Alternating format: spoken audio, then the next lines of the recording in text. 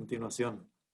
Bueno, les contamos que tenemos el invitado que va cerrando este encuentro maravilloso que hemos tenido durante estos 2 días en torno a la metodología de aprendizaje y servicio. Nos acompaña nuestro hermano vicario, hermano marista Luis Carlos Gutiérrez, quien es el vicario general responsable de la misión educativa y la institución marista, doctorado en educación y licenciado en teología educativa, magíster en administración y supervisión educativa. Ha sido educador marista de colegios en Guatemala, Costa Rica y Puerto Rico, como también responsable del área de educación provincial en Centroamérica. Ha sido profesor en diferentes contextos y se destaca su pasión por la enseñanza, que ve como espacio de transformación humana y evangelización. Fue dirigente de movimientos juveniles y respecto a los laicos dice: a mi alrededor siempre existieron personas especiales, laicos y laicas, miembros de fraternidades, que me recordaban con su testimonio la riqueza de nuestro carisma. Bienvenido, hermano Luis Carlos. Estamos aquí todos dispuestos para dialogar y escuchar junto a ti. Bueno, gracias Valeria, gracias a todos. Me da mucha alegría estar con ustedes. La verdad que cuando me invitaban para esta parte final, pero yo dije, no, yo quiero estar todo el tiempo. Tengo muchas ganas de participar y la verdad es que ha sido una experiencia maravillosa y estoy muy lleno de energía positiva y muy lleno de esperanza, ¿eh? De mucha esperanza por lo que he escuchado, por todo lo que han narrado. Y quiero dar gracias a, pues, bueno, sobre todo la invitación, a todo el comité organizador. Y gracias a todos por lo que vi ayer y he visto hoy, en los diferentes talleres. Me hubiese gustado poder escuchar todos los talleres porque estaban buenísimos, pero había que ver. Yo creo que hay mucha fuerza y mucha esperanza en el grupo. Y mucha esperanza en lo que están tratando de desarrollar y lo que ya están desarrollando. Así que para mí este momento acompañarles es para mí un privilegio. Y yo simplemente voy a darles algunas ideas que me parecen interesantes compartir. Antes de comenzar, sí les extiendo porque estábamos hablando de ustedes precisamente hoy en el Consejo General y con el hermano Ernesto. Un saludo de nuestro superior general, el hermano Ernesto Sánchez Barba, y de todo el resto del Consejo. Bien, yo creo que el tema es muy grande. Hablar del siglo XXI a principios del siglo XXI, pues es un poco temerario, pero voy a tratar de dar algunas pistas de lo que vamos intuyendo en estos momentos, sabiendo que a través del aprendizaje y del servicio tenemos una oportunidad extraordinaria de desarrollar nuestro espíritu marista y de ver posibilidades del futuro y de esperanza en la propia humanidad. Ciertamente, cuando me puse a plantear este momento de reflexión, decía, la historia nos ha cambiado y nos ha cambiado en los últimos años muy rápidamente. Han hablado mucho de tecnología. Solamente para tener un pequeño dato, básicamente somos seres sociales, eso es obvio, pero si miramos el 67% de la población está conectada en una sola red y una gran cantidad de la población tiene conexiones múltiples. Es superior a la población misma la cantidad de conexiones únicas que tenemos en el mundo. La gente está en constante desarrollo. Ciertamente, el mundo está transformándose. Kurzweil, un autor que trataba de buscar la singularidad, cuando las máquinas y la inteligencia artificial llegará a llegar a ese punto de poder decidir por ella misma, es lo que se llama la singularidad. Y la ponía un poquitito más adelante en este siglo. Sin embargo, llegar a la humanidad, eso es una tarea muy diferente. La humanidad es una maravilla extraordinaria que tenemos en nuestras manos.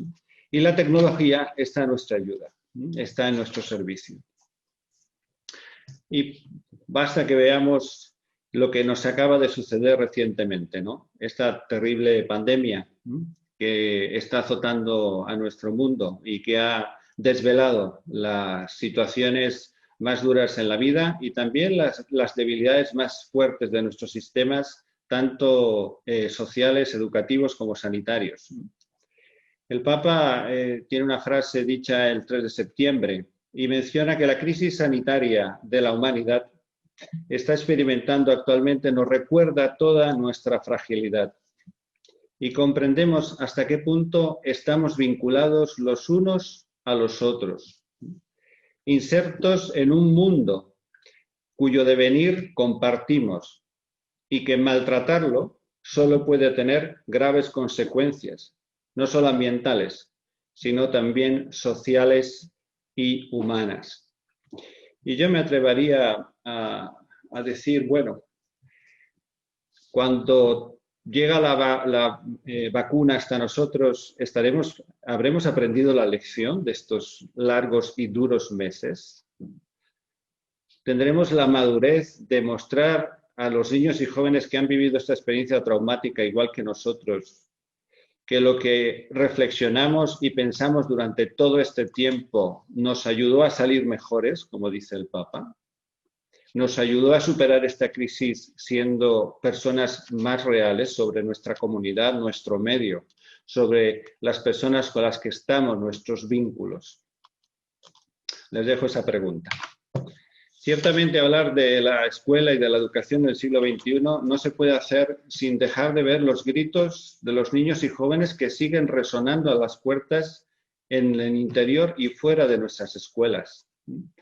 Los niños que viven realidades de todo tipo, desde quien cuenta con los medios hasta quien está en ambientes violentos, desde quien tiene la capacidad para poder estudiar en múltiples formas hasta aquellos que se ven limitados por la pobreza, la carencia, el hambre, inclusive la degradación de sus ambientes sociales, culturales y de sus derechos.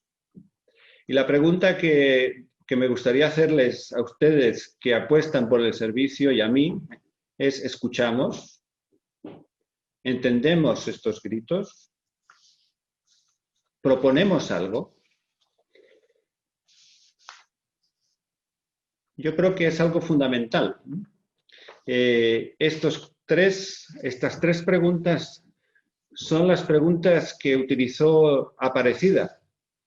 Y es el camino de Aparecida, la Conferencia de los Obispos de América Latina.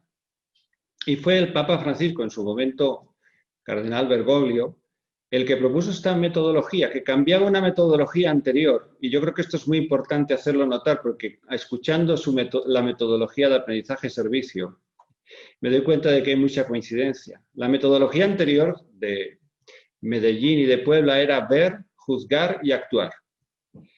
Y la metodología a la que enfrentamos ahora las situaciones de la vida es escuchar, entender y proponer. Y eso es un giro importante en nuestra actitud a la hora de responder a las necesidades de nuestras comunidades y a las necesidades de los niños. Ciertamente la historia nos ha cambiado, pero también podemos decir que nosotros podemos cambiar la historia, y eso es lo que queremos hacer. Tener un sentido positivo y esperanzador de que la historia puede ser cambiada. Y en el campo educativo, que es en el campo que me han pedido esta intervención, simplemente decir que esta historia que encaminamos en el siglo XX y el XXI es una historia de un extraordinario potencial educativo. Nunca en la historia la educación ha alcanzado semejante nivel de expansión. Vimos unos datos en las presentaciones y hay datos que nos asustan, y hay datos que nos preocupan muchísimo sobre la capacidad, calidad educativa de nuestros países, la penetración y la adecuacidad de la educación. Pero el siglo XX y XXI, sobre todo la segunda parte y esta parte inicial, indica la multiplicación de las experiencias de diversos tipos y de modelos educativos que a su vez se han generalizado. Son 2 siglos donde hay una gran accesibilidad y expansión de la alfabetización y de la educación. Y con ello ha habido un aumento en la cohesión social en muchas partes y en sociedades. Todavía muy incipiente en algunos casos, pero esperanzadora. El siglo XXI para la educación de las escuelas se nos abre es como una puerta abierta en la era digital. Y esta puerta abierta en la era digital, ¿qué significa para nosotros educadores? Primero, que llegamos a esta puerta abierta de la era digital con un sentido constructivo pero crítico. Es decir, llegamos hasta aquí entendiendo que la tecnología tiene su lugar y todo lo digital tendrá su lugar, pero también hay una gran parte de humanidad y de formación que debemos proteger y cuidar intensamente. Pero ciertamente nos cambia. Es decir, en la educación el aprendizaje va a ser muy distinto, está siendo muy distinto. Las competencias y los atributos bases enfocados para las generaciones ya digitales son muy diferentes a las anteriores y nosotros tenemos que hacer este esfuerzo de cambio. Los educadores necesitamos volvernos relevantes en esta era. Tenemos que redescubrirnos a nosotros mismos. El avance digital y la neurociencia, la han nombrado varias veces por aquí, van a alterar las formas como la escuela se desarrolla. Y lo vamos a ver en una perspectiva un poco larga. Y la escuela tendrá un papel que no se lo va a poder quitar ninguna máquina ni ningún asunto digital. Es el liderar lo humano, el espíritu y liderar la comunidad. Por eso que la escuela en el siglo XXI, me gusta esta expresión, el cambio es inevitable, el crecimiento es opcional. Es decir, todo lo que estamos viviendo es un proceso de cambio y estamos en él. Nos guste o no nos guste, estamos imbuidos en este cambio. Ahora, ¿cómo crecemos en este cambio? Es para mí uno de los retos más maravillosos y esperanzadores. Ustedes me van a perdonar, pero mi talante siempre es que hay un paso de esperanza en las cosas, que hay un paso positivo que podemos dar y que siempre hay no podemos perder ese hálito y ese impulso de que las cosas se pueden hacer con mucha ilusión, con mucha esperanza. Entonces, ¿cómo nos da este siglo XXI? Un extraordinario avance tecnológico. Junto a eso, una brecha tecnológica y una barrera nueva de inequidad. Ya lo han mencionado anteriormente. ¿Cuántos niños y jóvenes no tienen acceso simplemente a lo que les permite estar en la formación, en la educación? Extensión de la duración de la vida y tensiones generacionales, políticas y económicas.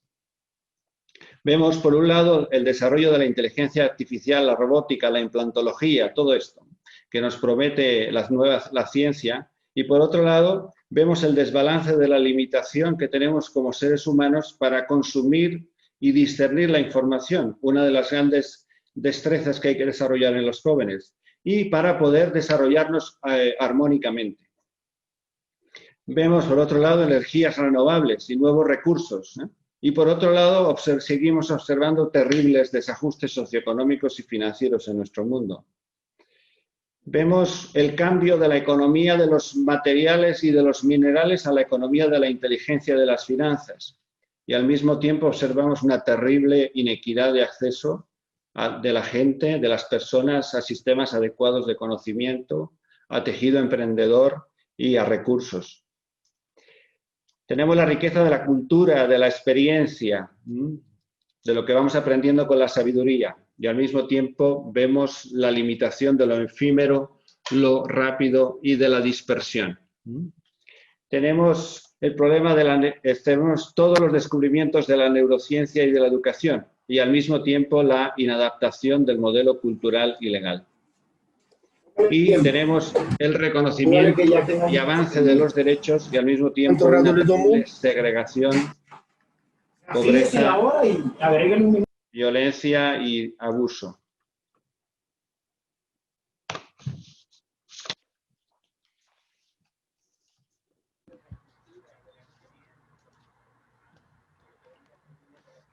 Listo, adelante.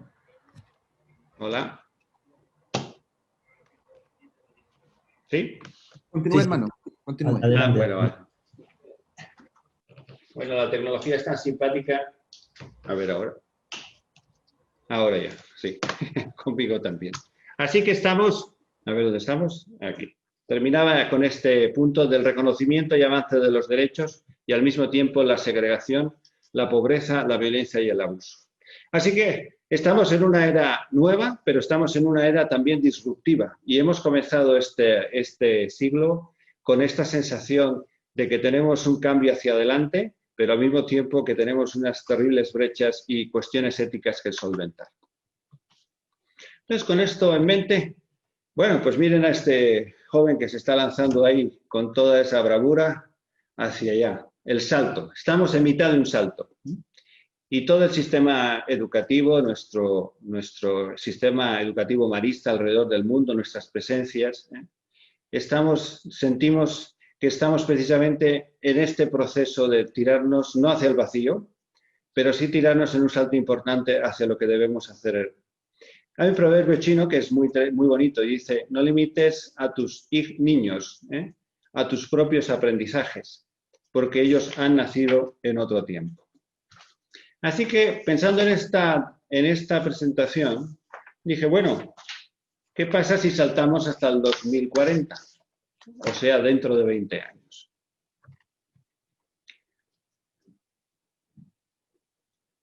En 2040, que esperemos no seamos esperemos que nos acompañe bien el tiempo y todos estemos aquí y estemos bien y sanos.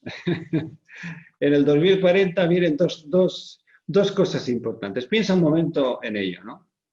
Pero tal vez en el campo educativo hay algunas constataciones que nos ayuden. Primero es que tendremos un acercamiento personalizado y creativo al currículo formal.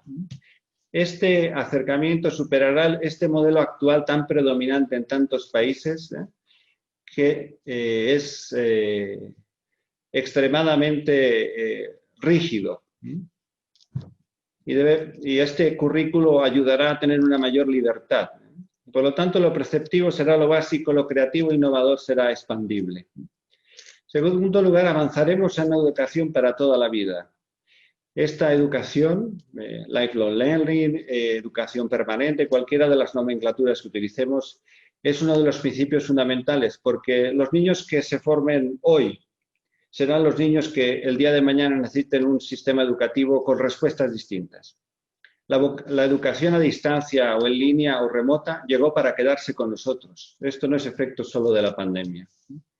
En cualquiera de sus formatos, semipresencial, híbrida, deslocalizada, multilingüe, multicultural, interescolar, intercentros, en algunos lugares los maestros de un centro empezarán a compartir sus clases con compañeros de otros centros y los alumnos participarán de las posibilidades de escuchar a otros maestros de otros centros maristas alrededor del mundo, del mismo país, para abordar determinadas temáticas. Y ecosistemas educativos más diversos, ciertamente más competitivos, como dijeron anteriormente, y tenemos que ser sabios en esto, y más segmentados. El campo de desarrollo de la educación será hacia una mayor diversificación, una educación más avanzada, tendremos una educación más articulada entre la escuela y la comunidad, entre la escuela y el emprendimiento, entre la escuela y la universalidad y la universidad. En algunos campos avanzaremos en temas más globales, como el bilingüismo o el multilingüismo. En algunas culturas los niños tienen que aprender 3 y hasta 4 idiomas. Equidad, diversidad, multiculturalidad e inclusión son temas que están discutiéndose actualmente y que son parte de las corrientes educativas. La actual alianza de ciencias, matemáticas, artes y lenguajes, la seguridad escolar, la seguridad estudiantil, la prevención del bullying y la prevención del acoso, del maltrato y del abuso de los niños. La inclusión en clave de neurociencia en el diseño educativo está entrando de lleno. De hecho, muchos de los que han hablado han mencionado este tema. Y yo creo que está abriendo unas nuevas puertas en este sentido. La educación de la excepcionalidad y de la genialidad, las inteligencias y la emocionalidad. Y se desarrolla por su carácter propio la administración y el liderazgo escolar, la profesionalización docente y los grados académicos y el aprendizaje a lo largo de la vida. Y se desarrolla un avalúo y evaluación desde una perspectiva auténtica. Hasta ahí un poco lo que el siglo XXI está tirando. y cuáles son sus tendencias educativas hasta ahora. Pero en mitad de todo esto, nosotros, y quisiera introducir aquí esta reflexión, no deberíamos dejarnos perder que en medio de toda esta multiplicidad de opciones, el valor esencial de la escuela, por el cual debemos luchar y trabajar en cualquiera de los escenarios donde nos encontremos. No nos dejemos robar la comunidad, dice el Papa. Pero yo les diría, como sociedad, como maristas, no nos dejemos robar la escuela. La escuela tiene un valor por sí misma, más allá de todos los aprendizajes conceptuales y procedimentales, que tiene que ver con la raíz ética de lo que significa educar, crecer como personas, desarrollarnos, alcanzar sueños, ayudar a desarrollar la identidad. La escuela tiene que crecer como proyecto global, como un proyecto global no solo para ella, sino para la sociedad a la cual sirve, para la comunidad en la cual está inserta. Y la escuela tiene que tener coraje para alcanzar la innovación, adaptarse y explorar. Y ser una comunidad que busca, que experimenta, que es capaz de encontrar respuestas y hacer opciones en favor de este futuro y de este presente. Por lo tanto, no nos dejemos robar esta escuela. Yo creo firmemente que tenemos una hermosísima tarea por los siguientes siglos, no por este siglo, sino por los siguientes siglos de vida. Bueno, pues aquí les voy a presentar a los que hoy están en el maternal de sus escuelas. En el 2020 esos son niños pequeñitos y en el 2040 serán estas personas. Sus mentes, sus vidas, sus corazones estarán influidos por el cariño y el amor y la entrega que cada uno de ustedes le pongan a esto. Por eso les invitaría a hacer estos retos. El primer reto que tenemos como maristas es recuperar a los sujetos de la educación. Y eso significa ser capaces de dar voz y participación real. Y no podemos olvidar que el punto de vista es muy importante. Es decir, si vemos a los niños de arriba para abajo, o si estamos educando en condiciones óptimas o en situaciones de pobreza, el punto de vista es fundamental. Pero en todos ellos tenemos que recuperar la voz real y la participación de nuestros niños y jóvenes, porque ellos a su vez se tienen que convertir en sujetos de cambio y de participación.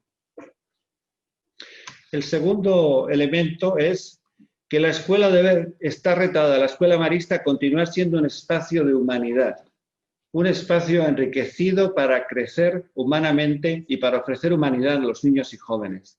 Eso es tan hermoso y tantas historias de esto alrededor del mundo que ahora que tengo la oportunidad de conocerlas en detalle, como las microhistorias que nos han contado, me llena de ilusión y de esperanza, ¿no? Porque ves realmente la entrega y la cercanía. Edgar Morin tiene una frase muy bonita que les he puesto aquí. Educar para comprender las matemáticas o cualquier disciplina es una cosa. Educar para la comprensión humana es otra. Ahí se encuentra justamente la misión espiritual de la educación, es decir, enseñar la comprensión entre las personas como condición y garantía de la solidaridad intelectual y moral de la humanidad.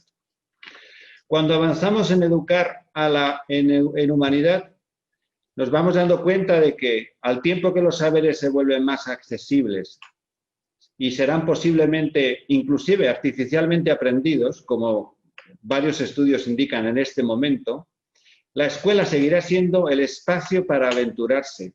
Nuestras escuelas serán el espacio para los descubrimientos fundamentales como personas, para los descubrimientos fundamentales en las relaciones y para aprender a vivir en el entorno respetándolo y siendo agentes transformadores.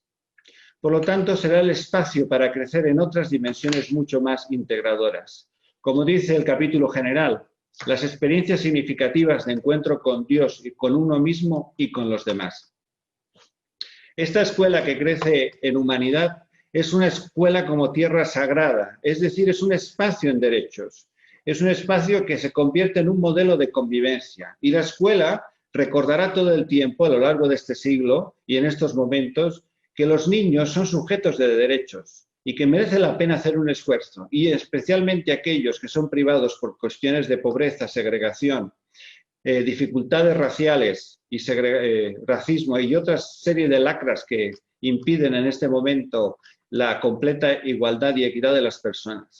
Por eso el capítulo general decía que creemos en la promoción, protección y defensa de los derechos de los niños y jóvenes y en su empoderamiento como agentes de transformación. Y a mí me ha parecido fenomenal lo que he escuchado ayer y hoy, porque en realidad están poniendo las bases de un proceso de empoderamiento a estos jóvenes que son capaces de encontrar, y niños que son capaces de encontrar formas de ayudar a su comunidad a través de problemas reales y perfectamente integrados en el currículo.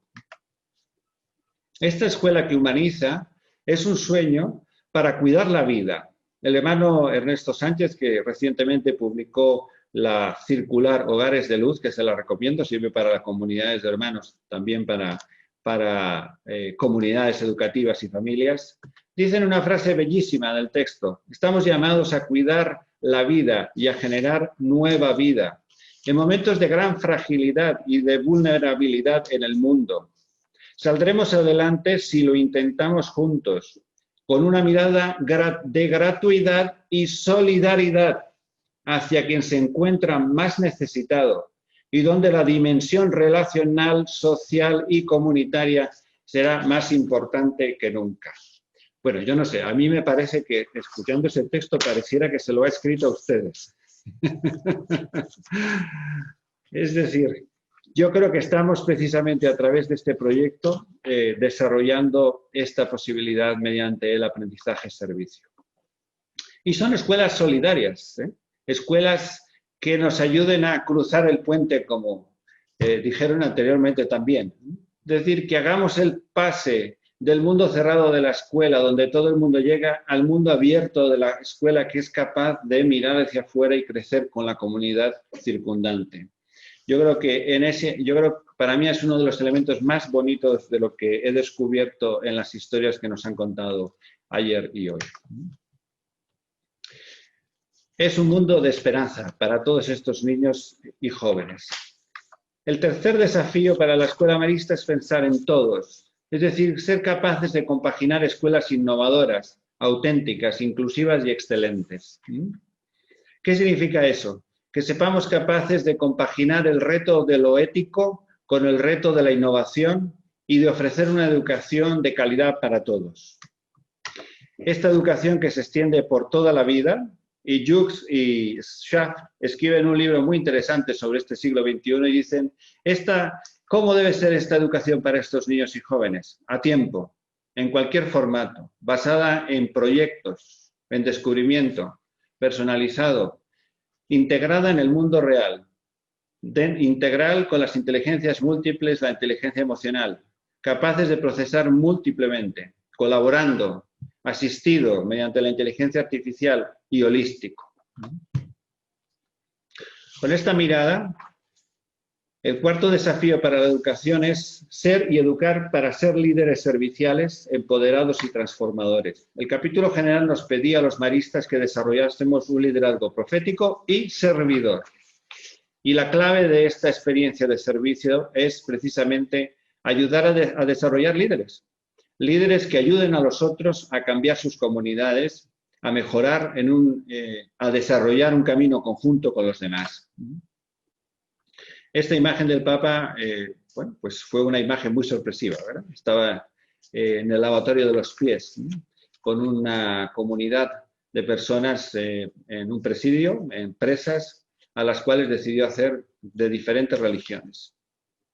Me gustaría dejarles este texto del líder servicial, para que lo puedan pensar y si les sirve, que les pueda ayudar con sus muchachos. El líder servicial es servidor primero. Comienza con el sentimiento natural de que uno quiere servir y servir primero. Luego, la elección consciente lo lleva a uno a aspirar y a liderar. Esa persona es muy diferente a la de ser líder primero, o sea, el líder que lo que quiere es mandar. Quizás por la necesidad de apaciguar ese impulso por el poder y las posesiones materiales. El líder primero y el líder servicial son dos tipos extremos. Pero ¿cómo podemos saber si desarrollamos líderes entre nuestros estudiantes o entre nosotros mismos? Pues la mejor prueba es hacernos estas preguntas, dice Greenleaf. Crecen las personas atendidas como personas.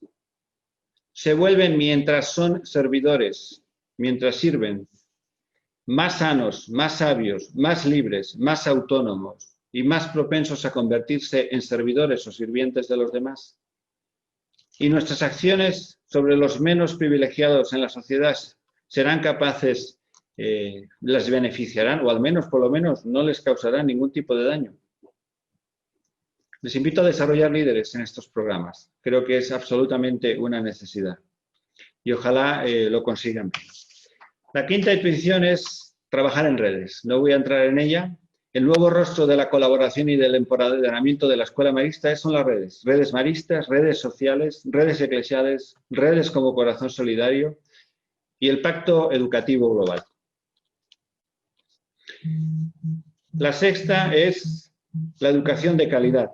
En muchos casos tenemos que enfrentar dilemas que no nos gustan, pero entre esos dilemas está cómo somos capaces de renovarnos, investigar, innovar, repensar y al mismo tiempo ser capaces de promover, ajustar, construir, colaborar, apostar, estar presentes, implementar y empoderar y crear. Y el reto marista tiene que saber compaginar este desafío, que es un reto en el crecimiento de los proyectos.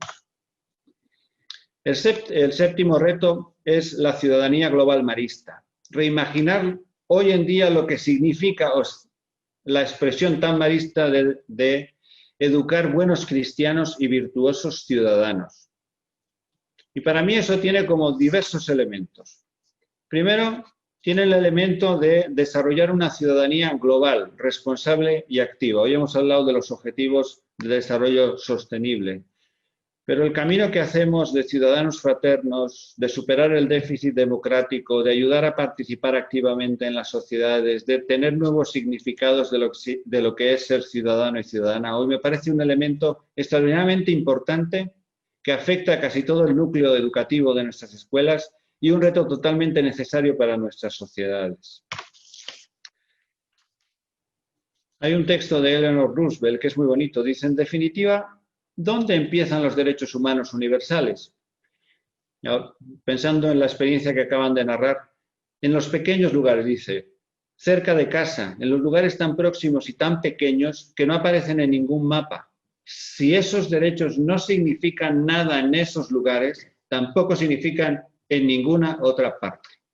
Sin una acción ciudadana coordinada para defenderlos en nuestro entorno, nuestra voluntad de progreso en el resto del mundo será vano. Y la escuela marista y la escuela en general tiene un reto extraordinario para extender esto. Y el proyecto que están desarrollando de aprendizaje-servicio tiene una hermosa conexión con esta afirmación. El tercer elemento de buenos cristianos y virtuosos ciudadanos es la cultura del encuentro. La escuela debería fomentar este encuentro fácil con los demás, desarrollar el diálogo, la fraternidad y la amistad social. El Papa lo pide en la encíclica Evangelii Gaudium y yo les invito a tomarlo realmente desde el corazón. ¿Cómo somos capaces de encontrarnos con lo que no nos encontramos? ¿Cómo movemos ese muro? ¿Cómo somos capaces de entrar en diálogo con cosas, inclusive las que nos resultan ideológicamente diferentes, para construir el gran sueño de la amistad social y para nosotros maristas del ser hermanos, de ser fraternidad? El siguiente elemento es el cultivo de la interioridad como parte de ese buen cristiano. El cultivo de la fraternidad, de la interioridad en un sentido del descubrimiento personal. Hoy acabamos de hacer un pequeño ejercicio y me gustaba esta expresión, ¿no?, del mindfulness.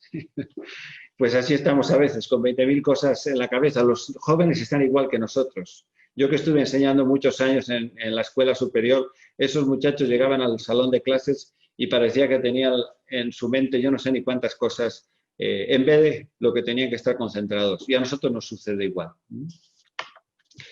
Esta ciudadanía nueva requiere en la escuela un cambio cultural profundo, que es un cambio que pasa de los egos a los ecos.